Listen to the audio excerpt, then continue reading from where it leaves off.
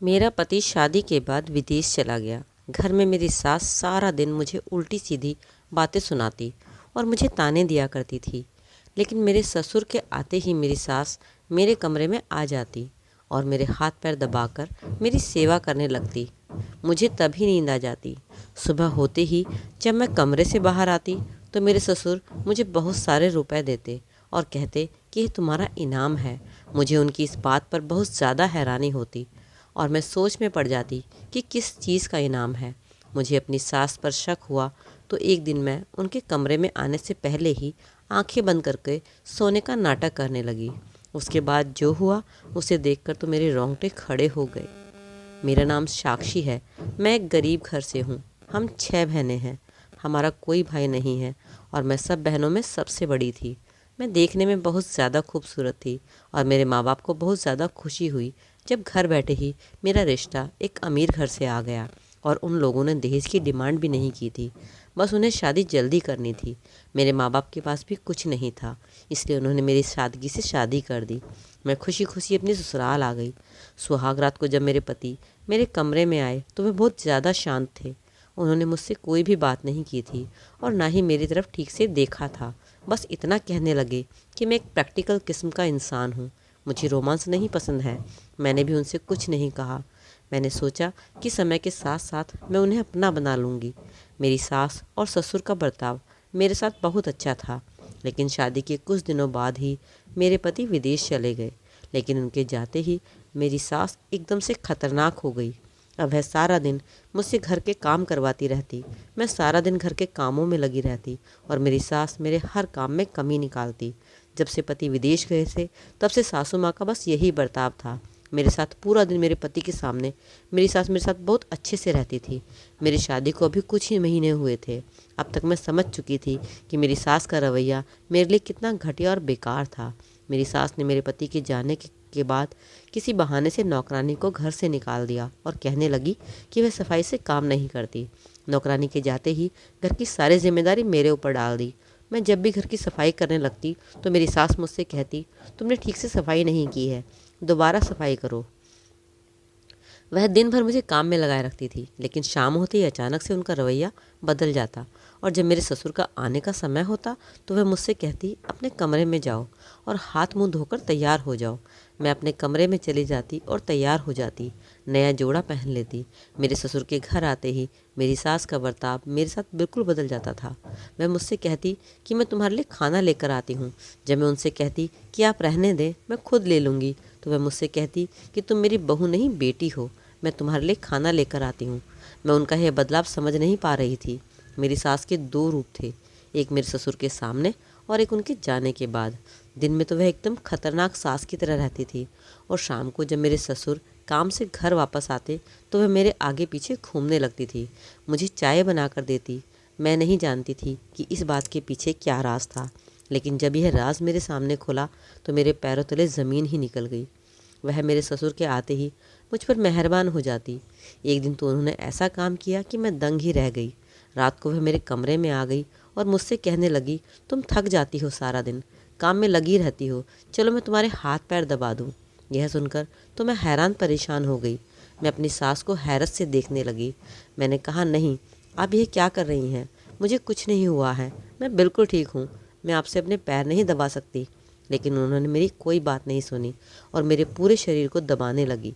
मुझे उनकी इस बात से बहुत शर्म महसूस हो रही थी। फिर वह तेल लेकर आ गई और मेरे पूरे शरीर पर लगाने लगी। मुझे बहुत बुरा लग रहा था। मैंने उन्हें बहुत बार मना किया कि आप मेरे से बड़ी हैं, मैं आपसे मालिश नहीं करवा सकती, लेकिन वह ज़बरदस्ती मेरे हाथ पैर पकड़कर उस पर तेल लगाने लगी। वह इतनी अच्छी मालिश करती थी कि कुछ ही देर में मेरी सारी थकान मिट जाती और मैं गहरी नींद में सो जाती थी। मैं सारी रात रोती रहती। सुबह जब मेरी आँख खुली, मैं सारी रात सोती रहती। सुबह जब मेरी आँख खुली तो मैं बहुत थकान महसूस कर रही थी। मेरा पूरा बदन दर्द कर रहा था और ऐसा महसूस हो रहा था कि मैंने सारी रात बहुत मेहनत का काम किया हो, जबकि तेल की मालिश के बाद तो आराम मिलना चाहिए था। लेकिन मेरे साथ अजीब ही हो रहा था। जब मैं कमरे से बाहर आई तो ससुर मुझे देखकर मुस्कुराने लगे। मुझे उनको देखकर बहुत हैरत हुई। मैं सोचने लगी, पता नहीं ये क्यों मुस्कुरा रहे हैं। फिर जो सवाल उन्होंने मुझसे किया वह सुनकर तो मैं दंग ही रह गई। वह मुझसे कहने लगे कि तुम्हें रात को नींद तो अच्छे से आई थी ना। मुझे उनका यह सवाल बहुत अजीब सा लग रहा था, क्योंकि मैंने तो कभी किसी से नींद न आने की शिकायत ही नहीं की थी। लेकिन मैंने धीरे से उनकी बात का जवाब दिया और कहा कि जी, मैं आराम से सो गई थी। यहाँ एक और अजीब गरीब बात होगी। मैंने देखा कि मेरी सास कभी मेरे ससुर के कमरे में नहीं सोती थी, हमेशा अपने अलग कमरे में सोती थी। न ही वह उनसे बात किया करती थी और न ही मैंने उनके साथ कभी उन्हें बैठे हुए देखा था।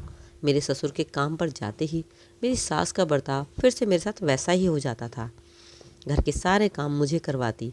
मेरे ससुर के आते ही वह मेरी सेवा करने लगती। कुछ दिनों से यही सब चल रहा था। रोज़ाना मेरी सास मेरे बदन पर ज़बरदस्ती तेल लगाकर मालिश कर देती और उनकी मालिश करते ही मेरी आँखों में नींद आने लगती और मैं सो जाती। मैं बहुत कोशिश करती कि मैं ना सोऊं, जागती रहूं, लेकिन मुझे समझ ही नहीं आता था कि उनकी मालिश करते ही क्यों मेरी आंखों में नींद आने लगती थी। मुझे समझ ही नहीं आता था कि मेरे साथ ऐसा क्यों होता है। सारा दिन मैं थकी हुई होती थी, लेकिन जिस तरीके से मुझे रात को नींद आती थी, ऐसा लगता था कि मैंने कोई नशा किया हुआ है। मैं ऐसी गहरी नींद में सोती थी कि रात को एक बार भी मेरी आँख खुलती नहीं थी। मेरी नींद तो ऐसी थी कि हल्की सी आहट से भी मैं जाग जाती थी, मेरी आँख खुल जाती थी। लेकिन जब से मेरी सास ने मेरे शरीर में तेल लगाना शुरू किया था, मुझे ऐसी गहरी नींद आ रही थी कि मुझे याद ही नहीं रहता था कि मैं कहाँ हूँ। और मेरे ससुराल में मेरे साथ बहुत ही अजीबोगरीब इत्तेफाक भी हो रहे थे। एक बार किसी ने बाहर का दरवाज़ा खटखटाया। मैंने जैसे ही दरवाज़ा खोला, दरवाजे के बाहर एक बच्चा फूलों का गुलदस्ता लेकर खड़ा हुआ था। वह बुके उसने मुझे दिया और कहने लगा, यह आपके लिए है। मैं उस बच्चे को देखकर मुस्कुराने लगी। मैंने सोचा कि हो सकता है कि कोई मेरी सास का जानने वाला हो, इसलिए मैंने फ्लावर बुके को उससे ले लिया। वह बच्चा चला गया। उस बुके में कार्ड भी लगा हुआ था, जिस पर लिखा था कि खूबसूरत लड़की के लिए खूबसूरत फूल, आपका चाहने वाला। यह पढ़कर मुझे झटका लगा। मैंने घबरा कर वह वहीं पर फेंक दिया। पता नहीं ये कौन था जिसने यह घटिया हरकत मेरे साथ की थी। मैं अपने कमरे में चली गई और कमरे का दरवाज़ा बंद कर दिया। मैं उस आदमी के बारे में सोचने लगी। मेरी अपनी परेशानियां ख़त्म नहीं हो रही थी कि एक नई मुसीबत मेरे गले पड़ गई। सुबह जब मैं अपने कमरे से बाहर आई तो मेरे पूरे शरीर में दर्द हो रहा था और मुझे बहुत ज़्यादा थकान महसूस हो रही थी। मेरी आंखें बंद हो रही थी, मेरे सर में दर्द भी हो रहा था। जब मैं अपना नाश्ता बनाने के लिए किचन में जाने लगी तो मेरी सास मुझसे कहने लगी कि तुम यहीं पर बैठो, मैं तुम्हारे लिए नाश्ता बनाकर लाती हूँ। सबसे पहले उन्होंने मुझे खट्टा पानी पिलाया, जिससे मेरा नशा कुछ कम हो गया। उसके बाद मेरी सास ने मेरे सामने नाश्ता रख दिया और जब मैं नाश्ता कर रही थी तो मेरे ससुर मेरे सामने ही बैठकर मुझे देख रहे थे और मुस्कुरा रहे थे। और फिर उन्होंने मुझसे ऐसी बात कही कि मैं सुनकर हैरान रह गई। कहने लगे कि गुलाबी कलर के कपड़ों में तुम बहुत अच्छी लगती हो। यह सुनकर मुझे बहुत बड़ा झटका लगा, क्योंकि गुलाबी कलर का सूट तो मैंने रात ही पहना था और वह मेरा नाइट सूट था, जो कि मैं अपने कमरे में ही पहनती थी, बाहर नहीं आती थी। तो फिर मेरे ससुर को कैसे पता चला कि मैं रात गुलाबी रंग का सूट पहना था? उनकी बात सुनकर मैं शर्म से पानी पानी हो गई। मैंने अपनी नज़रें झुका ली। अब तो मुझे शक होने लगा था कि रात को मेरे साथ क्या होता है। अभी तक मैं यही सोच रही थी कि मैं रात को इतनी गहरी नींद में कैसे सो जाती हूँ और मेरे ससुर को कैसे पता लगा कि मैं रात को किस कलर का सूट पहना था। मैं इसी बात में उलझी हुई थी कि मेरे साथ एक और अजीबोगरीब हरकत हुई जिसने मेरे होश उड़ा दिए। मैं किचन में बर्तन धो रही थी कि मुझे महसूस हुआ कि कोई मुझे देख रहा है। मैं किचन में उधर उधर देखा तो वहाँ पर कोई भी नहीं था, लेकिन मुझे ऐसा महसूस हो रहा था कि ज़रूर मुझे कोई छुप कर देख रहा है। मैं परेशान हो गई। पता नहीं कौन है जो मुझे देख रहा है और कहाँ से देख रहा है। हमारा किचन घर के आंगन में ही था और हमारे घर के आसपास भी बहुत सारे घर थे। हमारे घर के सामने वाले घर से हमारा किचन साफ नज़र आता था। औरत की फितरत होती है कि वह अपने ऊपर उठने वाली नज़र को ढूंढ ही लेती है। मैं किचन से बाहर आई। मैंने आसपास के घरों में देखा, फिर मैंने सामने वाले घर की तरफ देखा तो वहाँ पर एक खिड़की खुली हुई थी। वहाँ से मुझे कोई मोबाइल से देख रहा था, क्योंकि वह मोबाइल मैंने अपनी आंखों से देखा था। जैसे ही मेरी नज़र उस मोबाइल पर पड़ी तो वह वहाँ से हट गया और खिड़की का पर्दा डाल दिया। वह जो कोई भी था मुझे ही देख रहा था। एक तरफ तो मैं अपने ससुर की बातों से और सास की हरकतों से परेशान थी और दूसरी तरफ पता नहीं ये कौन अनजान आदमी था जो मुझे छुप कर देख रहा था। पता नहीं मुझसे क्या चाहता था। कुछ दिनों के बाद घर के आंगन में उसने एक कागज़ का टुकड़ा फेंका। उस समय फेंका जब मैं किचन से बाहर आ रही थी।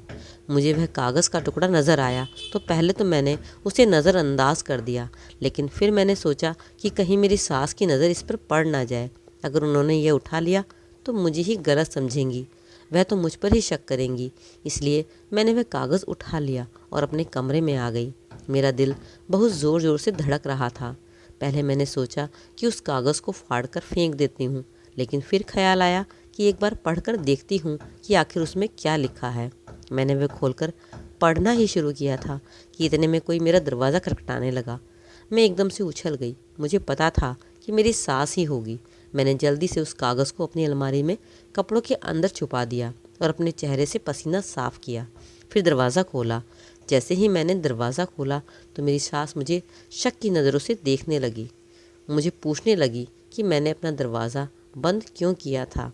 मैं पहले से ही उस कागज़ की वजह से घबराई हुई थी और अब यह मेरी सास के सवाल।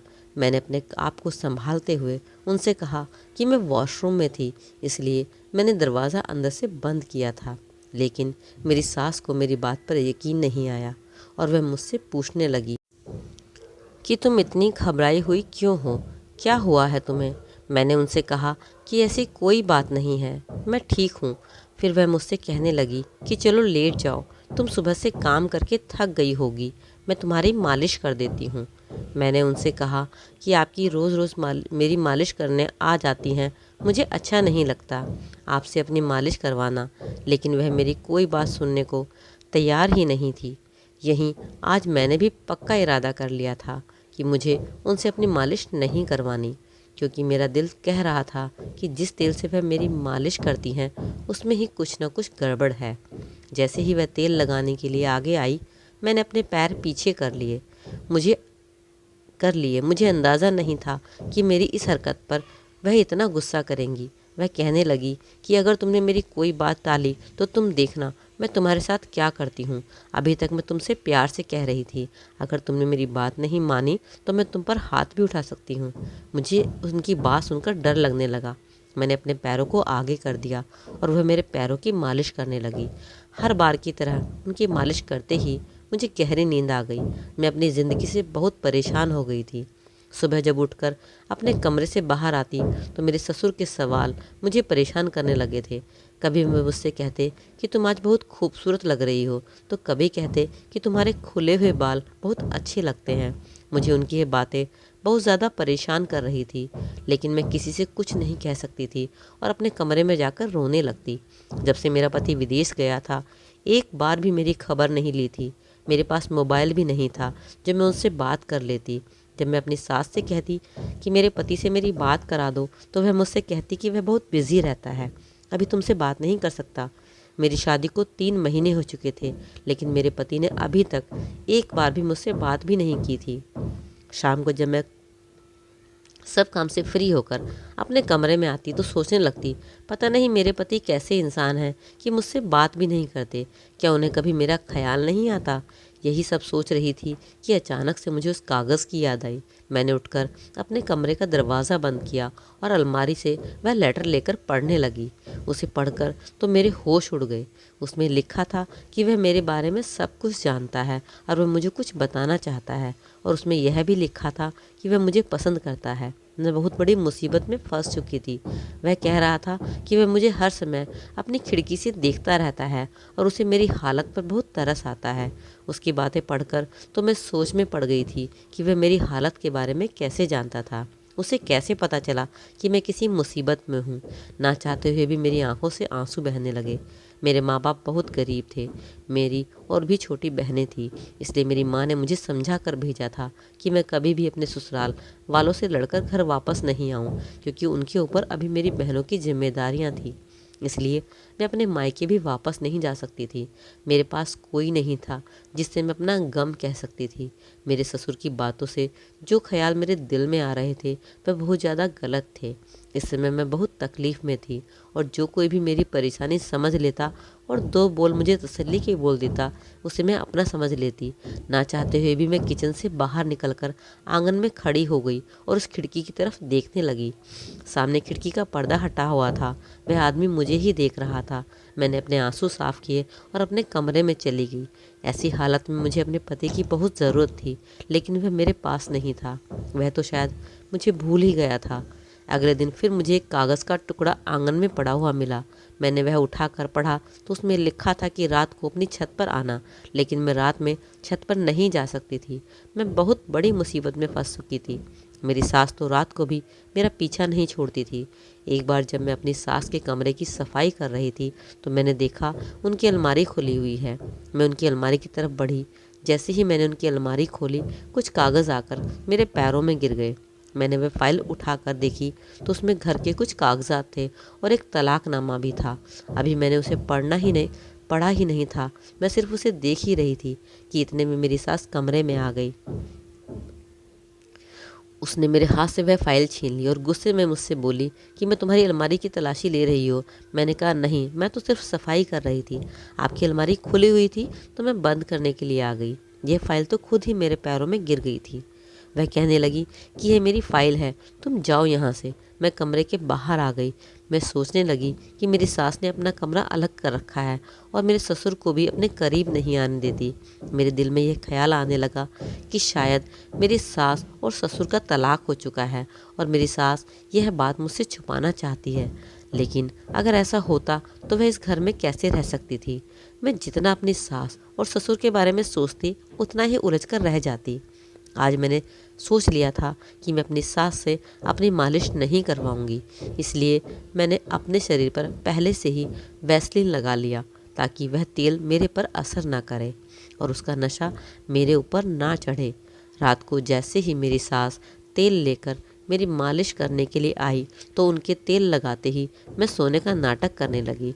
उन्हें लगा कि मैं सो गई हूँ तो वह मेरे कमरे से बाहर चली गई। कुछ देर बाद मेरे ससुर मेरे कमरे में आ गए और मेरे कमरे का दरवाज़ा अंदर से बंद कर दिया। जैसे ही मेरे ससुर मेरे पास आए तो मैं घबराकर उठकर बैठ गई। मुझे जागता हुआ देखकर मेरे ससुर पीछे हट गए। मैंने उनसे कहा कि आपको शर्म नहीं आती मेरे साथ ऐसा गंदा काम करते हुए। मेरी सास भी मेरे कमरे में आ गई। वह मुझे जागता हुआ देखकर हैरान होने लगी। मैंने अपने ससुर से कहा कि मैं आपकी बेटी जैसी हूँ और आप मेरे साथ यह पाप कर रहे हैं। वह मुस्कुराए और कहने लगे कि मुझे तुम बहुत अच्छी लगती हो। मैं यहाँ सिर्फ तुम्हें देखने के लिए आता हूँ और फिर मेरे दिल में जो आता है वह मैं तुम्हारे साथ करता हूँ। इसलिए तुम्हारी सास ने तुम्हें इस तेल की मालिश की ताकि तुम्हें कुछ होश ही ना रहे। वह तेल नशे का तेल है। तुम मुझे बहुत अच्छी लगती हो। मैं तुमसे शादी करना चाहता हूँ। उनकी बात सुनकर मेरा दिल किया कि मैं उनकी जान ही ले लूँ। मैंने कहा, आपको शर्म नहीं आ रही ऐसी बात करते हुए? मैं आपके बेटे की पत्नी हूँ। इस बात पर मेरी सास ने मेरे ससुर को कमरे से बाहर भेज दिया और मुझसे कहने लगी, कौन सा बेटा और किसकी पत्नी? वह तो कब का तुम्हें छोड़कर जा चुका है। मैंने उससे तुम्हारी शादी इसी शर्त पर करवाई थी कि वह तुम्हारे साथ नहीं रहेगा। वह तो बाहर विदेश में ही शादी कर चुका था, लेकिन मुझे अपने घर में एक मुफ्त की नौकरानी चाहिए थी। इसलिए मैंने ऐसा घर ढूंढा जिसके घर वाले अपनी बेटी को ससुराल वालों के हर जुल्म सहने का मशवरा देते हों। तुम्हारे माँ बाप भी ऐसे ही थे, इसलिए मैंने अपनी बेटी की शादी तुमसे करवा दी और जब वह आप वापस जाने लगा तो तुम्हारे लिए वह डिवोर्स पेपर छोड़ के गया था। और यह बात मैंने तुम्हें इसलिए नहीं बताई क्योंकि मैं तुम्हारे बारे में कुछ और ही सोच चुकी थी। अब मेरा पति तुम्हारा ससुर नहीं है। तुम्हारी शादी अपने पति से करवा दूंगी। मेरे पति की दिमागी हालत ठीक नहीं है। वह जो चाहता है वही करता है। सारी ज़िंदगी उसने मुझे मारा पीटा और अब तुम उसे पसंद आ गई हो। मैं तुम्हारी शादी उससे करवा दूंगी और अपनी ज़िंदगी सुकून से गुजारूंगी। ज़िंदगी भर जो तकलीफ़ उसने मुझे दी है अब वह तुमसे होगी और तुम्हारे पास वापसी का भी कोई रास्ता नहीं है। यह कहकर मेरी सास मेरे कमरे से चली गई। मेरा पति मुझे तलाक दे चुका था और मुझे इस बात की कानों कान खबर भी नहीं थी। अब मैं इस घर में कैसे रह सकती थी? मैं किसी भी सूरत में इस घर में नहीं रहूंगी। मुझे सारी ज़िंदगी की गुलामी और तकलीफ़ बर्दाश्त नहीं करनी। मैंने अपना सामान उठाया और अपने कमरे से बाहर निकलने लगी। जैसे ही मैंने दरवाज़ा खोलने की कोशिश की तो दरवाज़ा बाहर से लॉक था। मैंने दरवाज़ा खटखटाया तो मेरी सास कहने लगी कि जब तक मैं तुम्हारी शादी अपने पति से नहीं करवा देती तुम इस कमरे में ही बंद रहोगी। यह सुनकर मेरे पैरों तले ज़मीन निकल गई। मैं ऐसा किसी भी हाल में नहीं कर सकती थी। मैंने अपनी सास से मना कर दिया। मैंने कहा कि दरवाज़ा खोलो, मुझे यहाँ से जाने दो। मेरी सास ने कहा कि तुम्हें हर हाल में मेरे पति से शादी करनी पड़ेगी, वरना मैं तुम्हें इसी कमरे में भूखा प्यासा रखूंगी। मैं अपनी सास से बहुत मिन्नतें की, लेकिन उन्होंने मेरी कोई बात नहीं सुनी। मैं रात भर अपने कमरे में सोती रही। अचानक मेरे दिमाग में उस आदमी का ख्याल आया जो हमारे घर के सामने से अपनी खिड़की से मुझे देखता था। मैं अपने कमरे की खिड़की खोलकर वहाँ खड़ी हो गई। मैंने देखा कि सामने की खिड़की भी खुली हुई थी और कमरे में रोशनी भी है। मुझे एक उम्मीद की किरण नजर आई। मैंने सोचा कि हो सकता है यह आदमी ही मेरी मदद करे। मैंने उस आदमी के सामने अपने हाथ जोड़ दिए, उससे इशारे से कहा कि मेरी जान बचा ले। मेरे पास बस यही एक चारा था। कुछ देर बाद ही मेरे कमरे का दरवाज़ा खुला और बाहर पुलिस मौजूद थी। वह आदमी मेरी बात समझ गया था। मैंने पुलिस को सब कुछ बता दिया। पुलिस मेरे सास ससुर को पकड़कर ले गई। मैं अपने मायके में वापस आ गई। कुछ दिनों बाद ही उस आदमी ने मुझसे शादी कर ली। अब मैं उसके साथ ही खुशहाल ज़िंदगी गुजार रही हूँ। तो दोस्तों, आपको कहानी कैसी लगी कमेंट ज़रूर छोड़िएगा और बताइएगा आपकी इस कहानी के बारे में क्या राय है, मैंने सही किया या गलत। तो चलिए फिर मिलते हैं अगली कहानी में एक नए वीडियो में। तब तक के लिए सब अपना ख्याल रखें। Okay then, bye bye.